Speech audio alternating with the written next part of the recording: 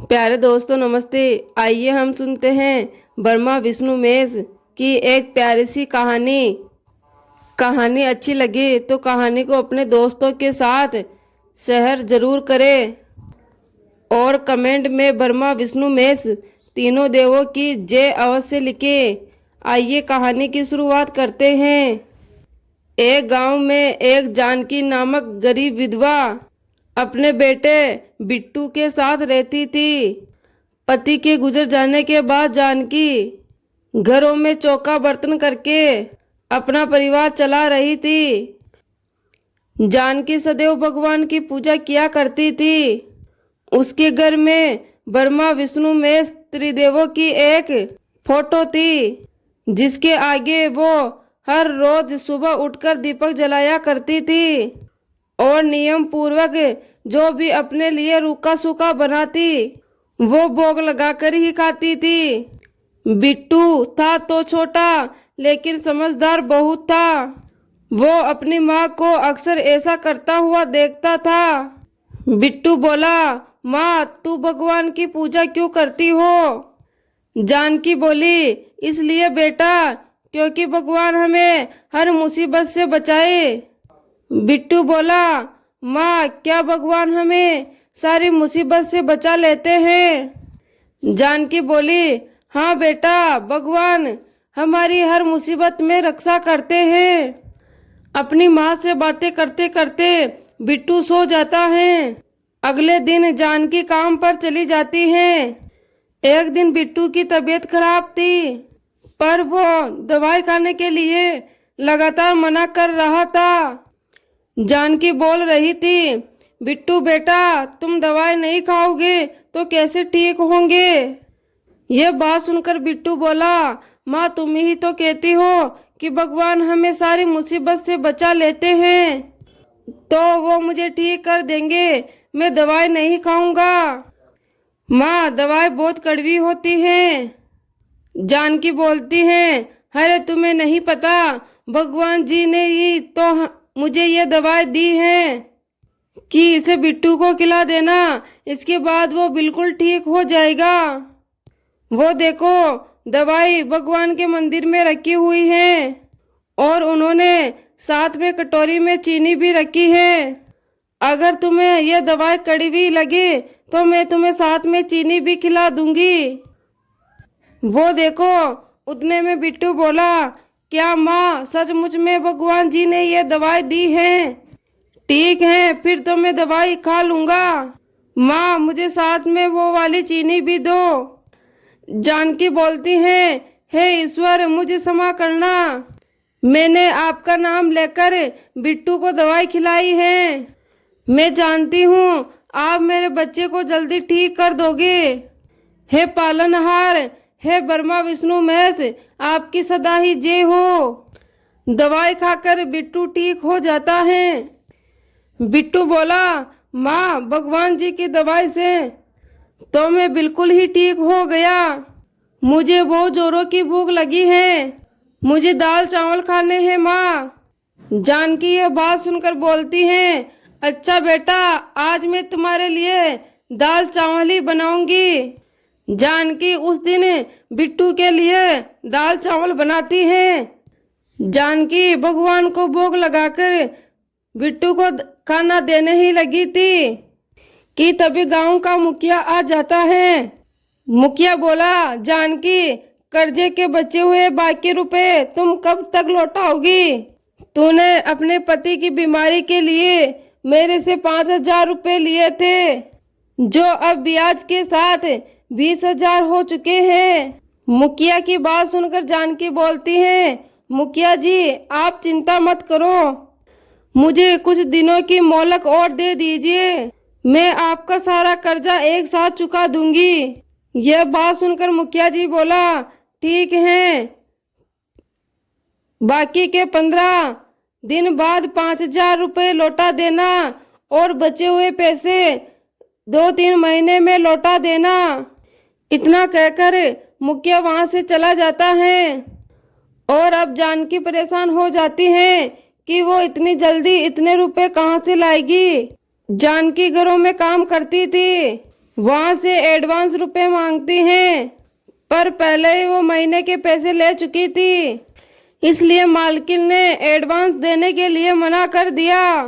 मालकिन बोली, नहीं नहीं जानकी, ऐसे काम नहीं चलता। तुम्हें तो पता ही है सेठ जी पूरे महीने के पैसे एक साथ ही देते हैं। अब मैं तुम्हें एडवांस में पैसे दे दूंगी तो मुझे भी तो पूरे घर का खर्चा चलाना है। सेठ जी शहर गए हुए हैं और पीछे से मुझे भी तो पैसों की जरूरत पड़ सकती है, और वैसे भी मैं तुझे महीने के पैसे पहले ही दे चुकी हूँ। ये बात सुनकर जानकी बोलती है, कोई बात नहीं मालकिन, आप परेशान मत हो। ऐसे ही कुछ दिन तक जानकी परेशान रहती है। वो कुछ भी समझ नहीं पा रही थी, आखिर वो मुखिया जी के पैसे का कर्ज कैसे चुकाए। एक दिन जानकी त्रिदेव की मूर्ति के आगे बैठे रो रही थी। हे प्रभु, मैं क्या करूं, मुझे तो कुछ समझ में ही नहीं आ रहा। मुखिया साहब कल मेरे से कर्जे के 5,000 रुपये मांगने आ जाएंगे, पर मेरे पास उनको देने के लिए बिल्कुल भी पैसे नहीं हैं, और अगर मैंने उनको पैसे नहीं दिए तो ये घर खाली करना पड़ेगा। वो हमें यहाँ से निकाल देंगे। मेरी सहायता करो प्रभु, मेरी सहायता करो। जानकी रोती रहती है। उतने में बिट्टू बोलता है, माँ तुम रोहो मत, तुम ही तो कहती हो ना भगवान हमारी हर मुसीबत में रक्षा करते हैं। देखना वो हमें इस मुसीबत से भी निकाल देंगे। पर जब मुखिया पैसे लेने के लिए आया तो जानकी के पास पैसे नहीं थे। मुखिया ने उसे खूब खरी खोटी सुनाई।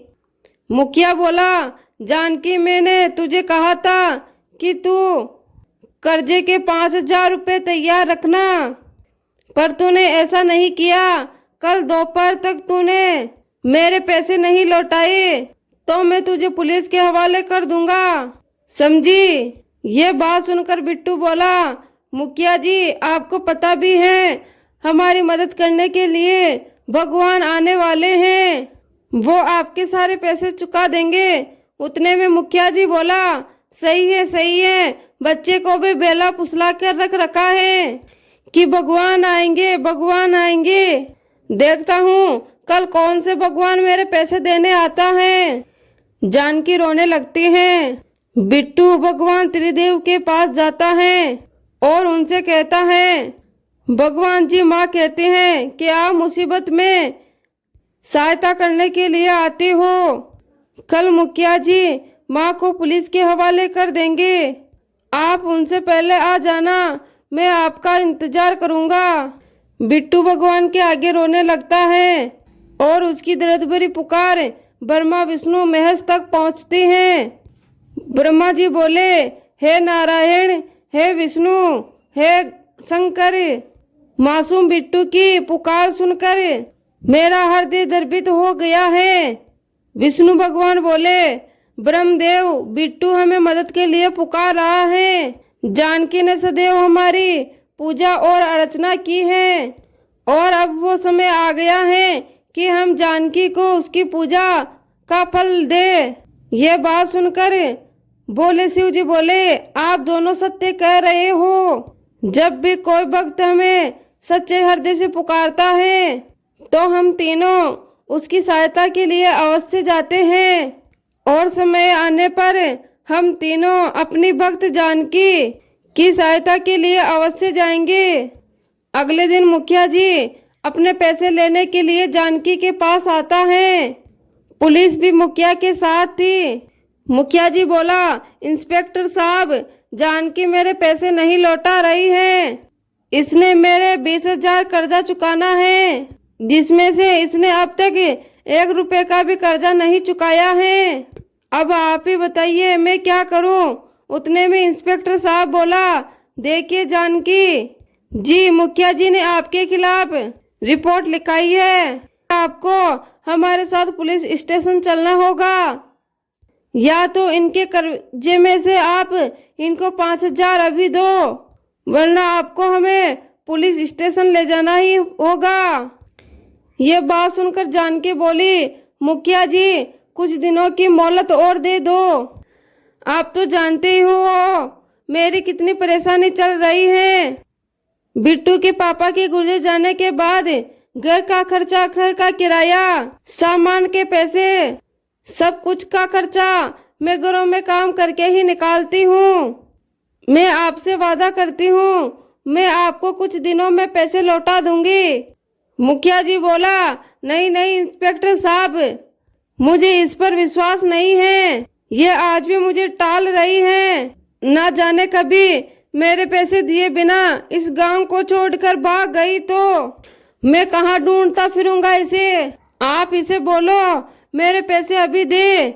उतने में बिट्टू बोला, पुलिस अंकल, अभी भगवान जी आते ही होंगे, वो आपके सारे पैसे दे देंगे, आप मेरी माँ को मत ले जाओ। उतने में इंस्पेक्टर साहब बोला, जरा आगे से हटो बेटा, चलो बहन जी आप हमारे साथ पुलिस स्टेशन चलिए। तभी इंस्पेक्टर साहब जानकी को लेकर जा ही रहे थे, उतने में 3 व्यक्ति वहां आ जाते हैं। रुके इंस्पेक्टर साहब, आप जानकी को कहीं नहीं ले जा सकते। चौधरी साहब के पैसे हम दे देंगे। ये लीजिए चौधरी साहब आपके पैसे, आपके कर्जे के पूरे 20,000 रुपए। इंस्पेक्टर साहब अब आप जानकी को छोड़ दीजिए। मुखिया जी बोला, वैसे मैं आपको पहचाना नहीं, आप जानकी के रिश्तेदार हैं क्या? देखने में तो आप बड़े व्यापारी लग रहे हो। ये सब बातें सुनकर बिट्टू बोला, ये भगवान जी हैं, मैं जानता था भगवान हमारी मदद करने जरूर आएंगे। मुखिया जी हंसता हुआ बोला, बच्चा मासूम है, मुझे क्या, मुझे तो मेरे पैसों से मतलब था, वो मुझे मिल गए। मुखिया जी और पुलिस वहां से चले जाते हैं। जानकी बोलती है, मैंने आपको पहचाना नहीं, आज आप मेरे लिए ईश्वर का रूप बनकर आए हो। आप कौन हैं? कृपया अपना परिचय दीजिए। तभी तीनों देवता ब्रह्मा विष्णु महेश अपने अपने रूप में आ जाते हैं। उन्हें देखकर जानकी उनके चरणों में गिर जाती है। ये देखकर बिट्टू बोला, ये भगवान जी हैं, मैं जानता था भगवान जी हमारी मदद को जरूर आएंगे। जानकी और बिट्टू को आशीर्वाद देकर त्रिदेव वहां से अंतर्ध्यान हो जाते हैं और उनके चरणों के स्थान पर 3 सोने के कलश सिक्कों से भरे रखे थे। जानकी के ऊपर ब्रह्मा विष्णु महेश तीनों की कृपा हो जाती है और त्रिदेव का चमत्कार उसके जीवन को खुशियों में बदल देता है। अब जानकी उस गांव को छोड़कर दूसरे गांव में चली जाती है और वहां जाकर जमीन खरीद कर खेती बाड़ी करने लगती हैं और बिट्टू को पढ़ने लिखने के लिए वो अच्छे स्कूल में एडमिशन करवा देती हैं और जानकी अब मंदिरों में भंडारा भी करवाने लगी। उसने अपने जैसे गरीबों की बहुत मदद की, उन्हें साथ में रोजगार भी दिया और अब जानकी का एक ही सपना था कि वो अपने बेटे बिट्टू का उज्जवल भविष्य बनाए और उसके साथ ब्रह्मा विष्णु महेश की पूजा में लीन रहती थी। यह है ब्रह्मा विष्णु महेश की अनोखी कहानी। उम्मीद करती हूँ आपको कहानी पसंद आई होगी। धन्यवाद।